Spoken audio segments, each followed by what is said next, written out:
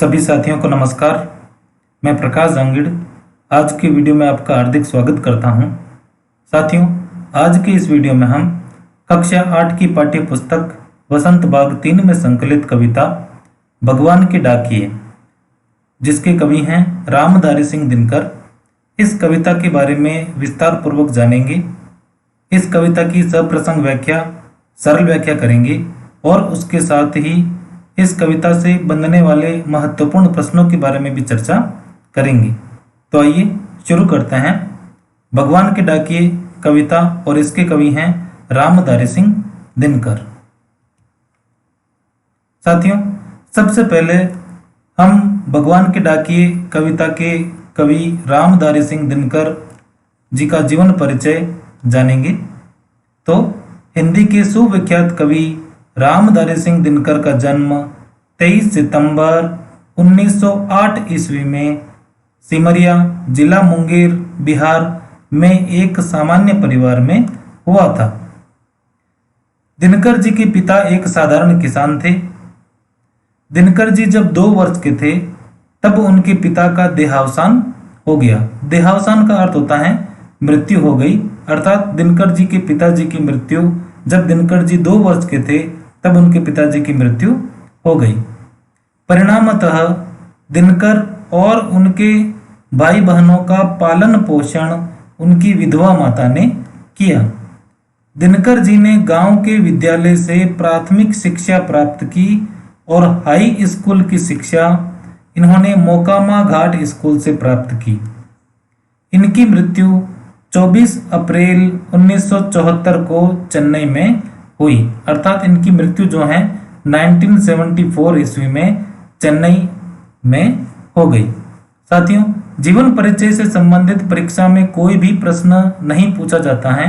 हमने केवल जानकारी के तौर पर इनका जीवन परिचय जान लिया है। परीक्षा में जो प्रश्न पूछा जाता है वह यह है कि भगवान के डाकिये कविता के कवि कौन है, तब हमें जवाब देना है रामधारी सिंह दिनकर। ठीक है साथियों, अब हम एक बार कविता देखेंगे। भगवान के डाकिये, यह आपकी पाठ्य पुस्तक में कविता संकलित है। हम एक बार इस कविता का सस्वर वाचन करेंगे, आप भी साथ में कर सकते हैं। पक्षी और बादल ये भगवान के डाकिये हैं, जो एक महादेश से दूसरे महादेश को जाते हैं। हम तो समझ नहीं पाते हैं, मगर उनकी लाई चिट्ठियां पेड़ पौधे, पानी और पहाड़ बांचते हैं। हम तो केवल यह आंकते हैं कि एक देश की धरती दूसरे देश को सुगंध भेजती हैं और वह सौरभ हवा में तैरते हुए पक्षियों की पांखों पर तिरता है और एक देश का भाप दूसरे देश में पानी बनकर गिरता है। ठीक है साथियों, इस प्रकार हमने एक बार भगवान के डाकिये कविता, जो कि रामधारी सिंह दिनकर द्वारा लिखित है, उसका सस्वर वाचन कर लिया। आप इस कविता को याद भी कर सकते हैं, बहुत ही अच्छी कविता है। अब हम इस कविता में यह जानेंगे कि रामधारी सिंह दिनकर जी हमें इस कविता के माध्यम से क्या बताना चाह रहे हैं। तो कविता के बारे में, इस कविता में रामधारी सिंह दिनकर जी ने पक्षी और बादलों को भगवान के डाकिये माना है, अर्थात उन्होंने पक्षी और बादलों को जो है इस कविता में भगवान के डाकिये माना है। वह इस कविता के माध्यम से यह बताना चाह रहे हैं कि पक्षी और बादल जिस प्रकार मुक्त भाव से, यानी बिना किसी बंधन के मुक्त भाव से एक स्थान से दूसरे स्थान पर जाते हैं और ईश्वर का विश्व बंधुत्व, यानी सभी देशों को आपस में मिलजुल कर रहने का संदेश सभी को समान रूप से बांटते हैं, उसी प्रकार मनुष्य को भी संसार में मिलजुल कर रहना चाहिए। मनुष्य को अपने जीवन काल में ऐसे कार्य करने चाहिए जिसकी सुगंध पूरे विश्व में फैल जाए।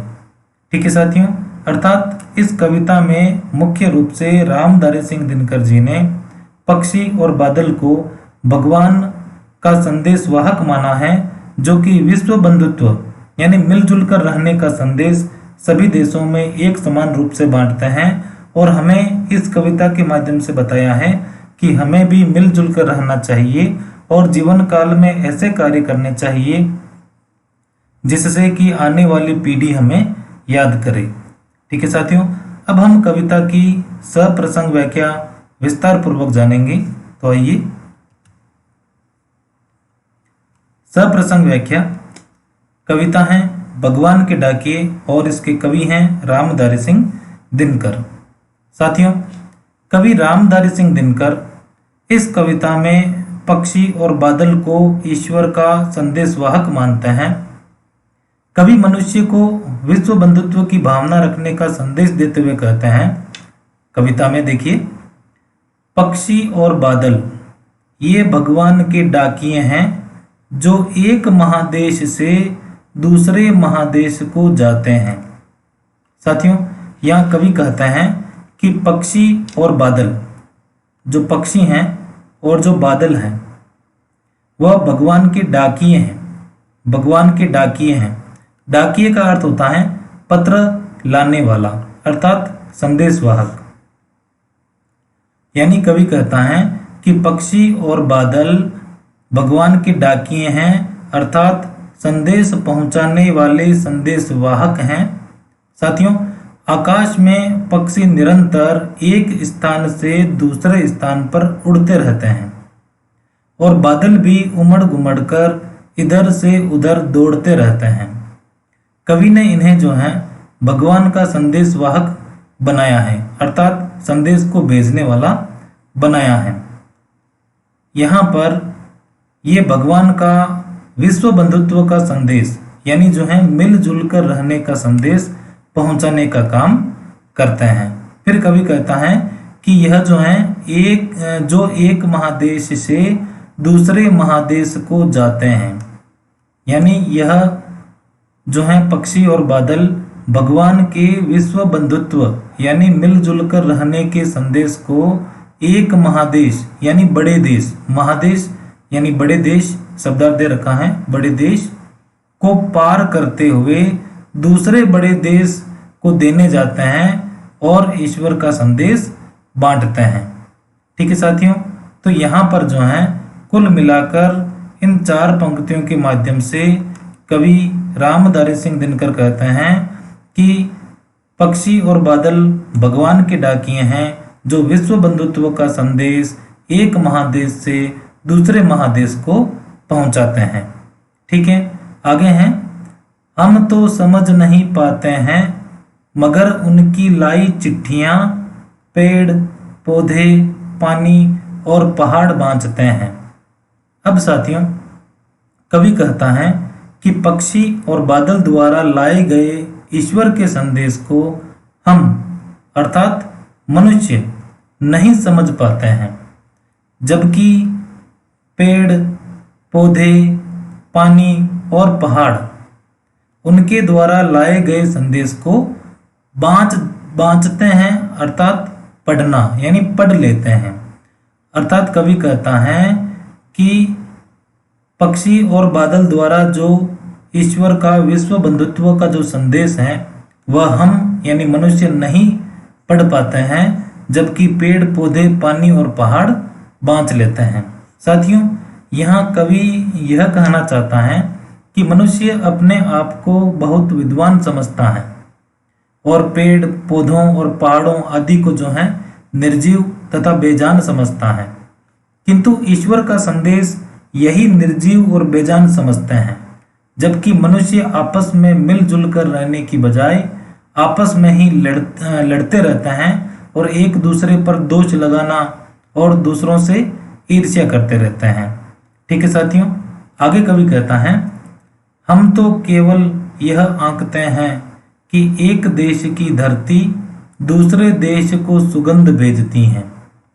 साथियों, कवि कहता है मनुष्य जो है प्राकृतिक क्रियाओं को सामान्य रूप में देखता है, वह उनके पीछे जो उद्देश्य निहित है उसको समझ नहीं पाता है।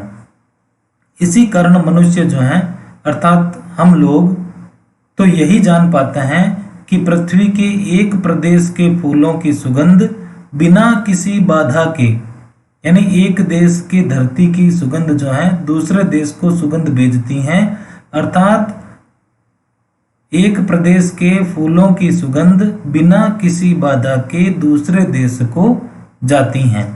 अर्थात मनुष्य जो है प्रकृति की क्रियाओं, यानी जैसे बादलों का और पक्षियों का एक देश से दूसरे देश को जाना को जो है एक सामान्य क्रिया मानता है। वह उनके जो है उद्देश्य को नहीं समझ पाता है कि यह जो है मनुष्य को मिलजुल कर रहने का संदेश देता है। मनुष्य तो केवल यही सोचता है कि यह एक देश की सुगंध जो है दूसरे देश को पहुंचाते हैं। ठीक है, आगे हैं, और वह सौरभ हवा में तैरते हुए पक्षियों की पंखों पर तिरता है और एक देश का भाप दूसरे देश में पानी बनकर गिरता है। अर्थात मनुष्य समझता है कि पक्षी और बादलों द्वारा एक देश से दूसरे देश ले जाने वाली सुगंध यानी संदेश हवा में तैरता हुआ, यानी सौरभ हवा में तैरता हुआ, यानी वह सुगंध, सौरभ यानी सुगंध, खुशबू, वह संदेश हवा में तैरता हुआ पक्षियों की उड़ते पंखों के सहारे, पक्षियों की पंखों पर तिरता है। पंखों अर्थात उनके पंख, उनके पर, यानी जो संदेश है वह हवा में तैरता हुआ पक्षियों के उड़ते पंखों के सहारे सब जगह फैल जाता है और एक देश का भाप दूसरे देश में पानी बनकर गिरता है। कवि कहता है कि मनुष्य मानता है कि बादलों के रूप में एक देश का पानी भाप बनकर उड़ता है और दूसरे देश में जाकर बरस जाता है। ठीक है साथियों, तो यहाँ पर कवि मुख्य रूप से कहना चाह रहा है कि मनुष्य प्राकृतिक क्रिया को महज एक सामान्य रूप में देखता है। वह उनमें छिपे उद्देश्य को नहीं जान पाता है कि प्रकृति उसे आपस में मिलजुल कर रहने का संदेश दे रही है। वह तो केवल यही मान बैठता है कि जो सुगंध है वह हवा में तैरती हुई पक्षियों के पंखों पर तिरता हुआ भाप बनकर एक देश से दूसरे देश में पहुंच जाता है। ठीक है साथियों, तो इस प्रकार इस कविता की सप्रसंग व्याख्या पूरी हुई। अब हम इस कविता में निहित कवि के संदेश के बारे में जानेंगे कि हमें इस कविता के माध्यम से कवि क्या संदेश देना चाहता है। कविता का संदेश, जो ये कविता है भगवान के डाकिए, इसमें कविता का संदेश जो कवि हमें देना चाहता है, तो कवि रामधारी सिंह दिनकर ने इस कविता के माध्यम से यह संदेश दिया है कि जिस प्रकार बिना शत्रुता के भाव से पक्षी और बादल एक देश से दूसरे देश में भगवान के विश्व बंधुत्व का संदेश लेकर जाते हैं, यानी आपस में मिलजुल कर रहने का संदेश लेकर जाते हैं, उसी प्रकार मनुष्य को सभी के साथ मिलजुल कर रहना चाहिए। मनुष्य को भगवान के विश्व बंधुत्व का संदेश की सुगंध पूरे विश्व में फैलानी चाहिए। अर्थात मुख्य रूप से साथियों, हमें आपस में बिना ईर्ष्या के, बिना शत्रुता के मिलजुल कर रहने का संदेश इस कविता के माध्यम से रामधारी सिंह दिनकर जी ने दिया है। ठीक है, अब हम इस कविता की सरल व्याख्या जानेंगे। सरल व्याख्या साथियों, सरल व्याख्या आपको यहाँ पर इसलिए दी गई है ताकि आप इसे अपनी नोटबुक में या कहीं पर लिख कर सुरक्षित रख सकें। सरल व्याख्या इस प्रकार है, पक्षी और बादल ये भगवान के डाकिए हैं जो एक महादेश से दूसरे महादेश को जाते हैं। तो कवि दिनकर जी कहते हैं कि पक्षी और बादल भगवान के डाकिए हैं, अर्थात संदेश वाहक हैं। पक्षी निरंतर विचरण करते हुए और बादल आकाश में घुमड़ घुमड़ कर भगवान का संदेश पाकर मानो एक विशाल देश को पार करते हुए दूसरे विशाल देश में जाते हैं। हम तो समझ नहीं पाते हैं मगर उनकी लाई चिट्ठियां, पेड़ पौधे पानी और पहाड़ बांचते हैं। आगे कवि कहता है कि अपने आप को अत्यधिक विद्वान समझने वाला मनुष्य उनके संदेश को नहीं समझ पाता है, जबकि पक्षी और बादल द्वारा लाए गए संदेश को जड़ तथा बेजान, जड़ यानी होता है निर्जीव, और बेजान जिसमें जान नहीं हो, माने जाने वाले पेड़ पौधे, पानी और पहाड़ पढ़ लेते हैं। आगे कवि कहता है, हम तो केवल यह आंकते हैं कि एक देश की धरती दूसरे देश को सुगंध भेजती है। यहाँ पर कवि कहता है कि हम प्राकृतिक तत्वों की क्रियाओं को मात्र सामान्य रूप में देख लेते हैं, लेकिन उनके पीछे निहित उद्देश्य को समझ नहीं पाते। हम तो सब यही जान पाते हैं कि पृथ्वी के एक प्रदेश के फूलों की सुगंध बिना किसी बाधा के दूसरे देश को जाती हैं, और वह सौरभ हवा में तैरते हुए पक्षियों की पांखों पर तिरता है, और एक देश का भाप दूसरे देश में पानी बनकर गिरता है। यहाँ पर जो है कवि कह रहा है कि यह जो सुगंध मुक्त हृदय के प्रेममय संदेश की भांति पक्षियों के उड़ते पंखों के सहारे सब जगह फैल जाती हैं, और बादलों के रूप में एक देश का पानी भाप बनकर उड़ता है और दूसरे देश में जाकर बरस जाता है। ठीक है साथियों, तो इस प्रकार यह सरल वाक्य पूर्ण हुई। आप इसे अपनी नोटबुक में या किसी पर लिख कर सुरक्षित रख सकते हैं। अब हम इस कविता से बनने वाले प्रश्नों के बारे में चर्चा करेंगे, जो कि परीक्षा में आने योग्य हैं। आइए देख लेते हैं। महत्वपूर्ण प्रश्नों में पहला प्रश्न, कविता में कवि ने भगवान के डाकिए किसे कहा है? साथियों, अभी हमने कविता में पढ़ाई था कि कवि ने पक्षी और बादल को भगवान के डाकिए कहा है। ठीक है। दूसरा प्रश्न, पक्षी और बादल द्वारा लाए गए संदेश को कौन कौन पढ़ पाते हैं? तो साथियों, यह भी हमने जाना था कि पेड़ पौधे, पानी और पहाड़ जो हैं वो पक्षी और बादल द्वारा लाए गए संदेश को पढ़ पाते हैं। कौन नहीं पढ़ पाता है अगर यह पूछ ले तो जो है मनुष्य जो है नहीं पढ़ पाता है। तीसरा प्रश्न है, भगवान के डाकिए इस संसार को क्या संदेश देना चाहते हैं? तो भगवान के डाकिए इस संसार को विश्व बंधुत्व यानी मिलजुल कर रहने का संदेश देना चाहते हैं। चौथा प्रश्न, एक देश का सौरभ दूसरे देश में कैसे पहुंचता है?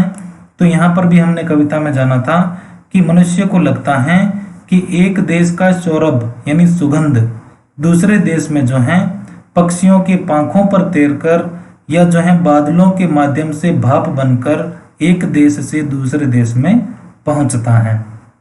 अंतिम प्रश्न पांचवा, भगवान के डाकिए कविता के माध्यम से हमें क्या संदेश मिलता है?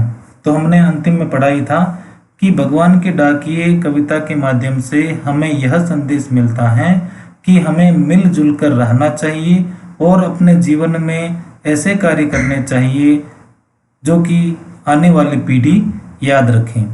ठीक है साथियों, तो इस प्रकार यह कविता पूर्ण हुई। आप सभी का धन्यवाद। साथियों, इस कविता को बनाने के लिए NCERT की पुस्तकें, हिंदी की अनेक पुस्तकें तथा इंटरनेट से भी सामग्री जुटाई गई हैं, उनका मैं आभार व्यक्त करता हूं और आप सभी का भी धन्यवाद करता हूं कि आपने मनोयोग से इस वीडियो को सुना। आप सभी का बहुत बहुत धन्यवाद।